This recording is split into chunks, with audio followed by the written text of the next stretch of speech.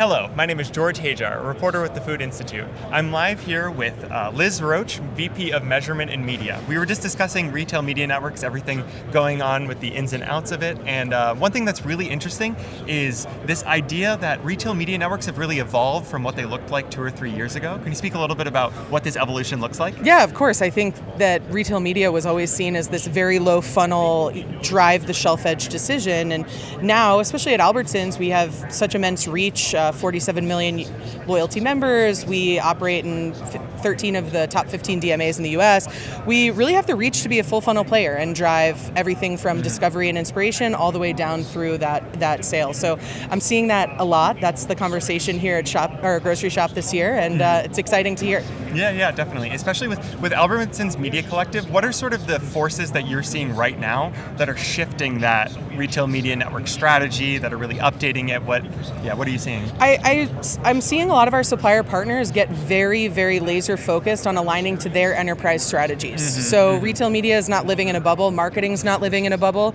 I think we're all on the hook for results. We're all on the hook for transparency and accountable media. And really that's our goal, is to bring accountability to bear in the retail media space, while also making sure that we can hit that top of funnel and drive efficiency in low funnel. But really that's what we're seeing a lot of our partners want to do, align with those strategies.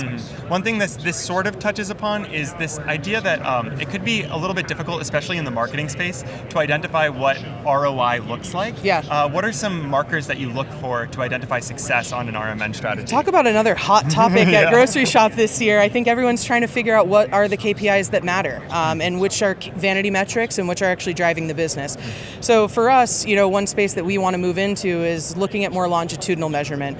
We want to understand how we're shifting shopper behavior over the course of the month, over the course of the quarter, not just what happens at a myopic campaign level.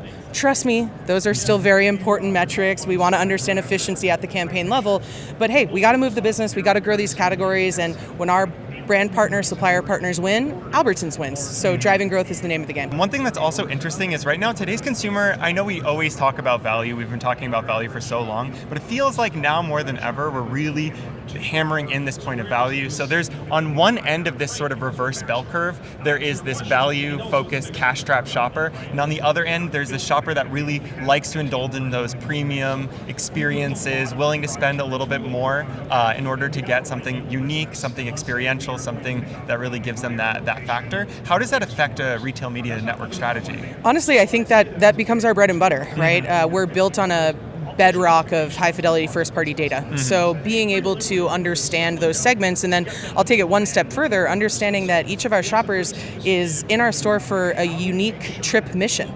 We've identified up to 25 unique trip missions that our shoppers are indulging in regularly. So when you start looking at that type of complexity, and when you then boil down the data that we have available, we can really meet the shopper where they're at and drive the maximum amount of value, and also mitigate that relationship for our brand partners who might not have that level of data and connectivity with the shopper. Can you talk a little bit about actually like that holistic look at what using first-party data can look like both within the store and around the store? Yeah, the store is such a wonderful canvas for us because we do see over 500 million trips to Albertsons stores every year. So we're talking about a ton of scale and a ton of opportunities for our brand partners to get their brands in front of our shoppers at the place where they're buying their groceries, right? So for us, transforming the store and understanding what's happening in store is extraordinarily important. We launched our digital in-store screen network this year. We're really, really excited about how that's evolving, and I know our brand partners are really excited about testing some new things, not just looking at that bottom funnel messaging, but also looking at some high-level brand messaging, some inspiration messaging. So I think from our perspective, the first-party data really creates that connectivity between the online and the physical space. And for us, the physical space is absolutely the next frontier and a focal point. I like that you do talk about the physical space being so important, because I think last time I was at Grocery Shop, we were talking a little bit more about e-commerce playing such a bigger part, and people were worried about what the in-store experience will look like in the future. But definitely the market has shown that the in-store space has such a crucial role for the consumer. They still want to go in, they still want to touch these products, they still want to use it as a point of exploration, which is a little bit more difficult online. Yeah.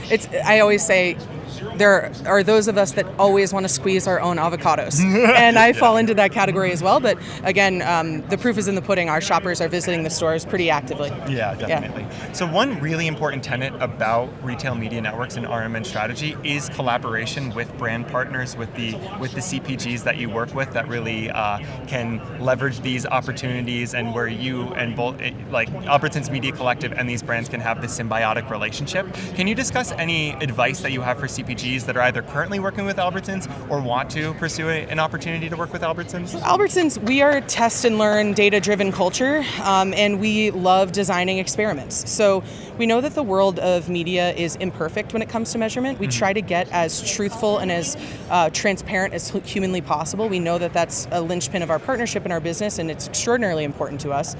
But there are some things that we need to start experimenting with. For example, how do we understand low funnel efficiency impact of things like digital out of home or even linear TV? So all of these channels are still in play. We're only expanding into more channels. We need to start designing experiments that prove that efficacy and start uncovering where there is opportunity for arbitrage. Where does 1 + 1 = 3, 4, 5? The brands that are leaning into that type of experimentation are the ones that are reaping a lot of the rewards of some of the early findings. The last question, what do you really think the future of retail media network strategy looks like? We talk so much about how it's evolved up until this time, and what does it look like 1 or 2 years down the line even? I think it's just going to be more integrated into the physical retail space. I think no one's really cracked the code on integrating a real digital experience into the physical space. I think we're going to see a lot more of that. I think shoppers are demanding it. The way they shop is small screen, big store, so we want to make sure we can accomplish that.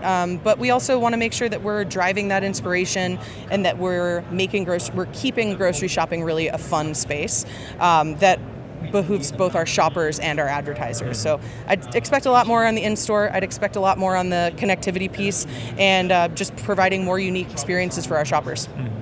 And do you feel AI will have a large part of that? It's always a hot button issue when we sort of talk about what AI is doing now, what agentic AI has the capabilities to do. Yeah, I don't see a world in which AI wouldn't play a role in some of these things, and I think as a tool in the large toolkit, it's certainly one piece that can help us crack some of these codes. Thank you so much. This was George Hajjar with the Food Institute. We'll catch you on the next one.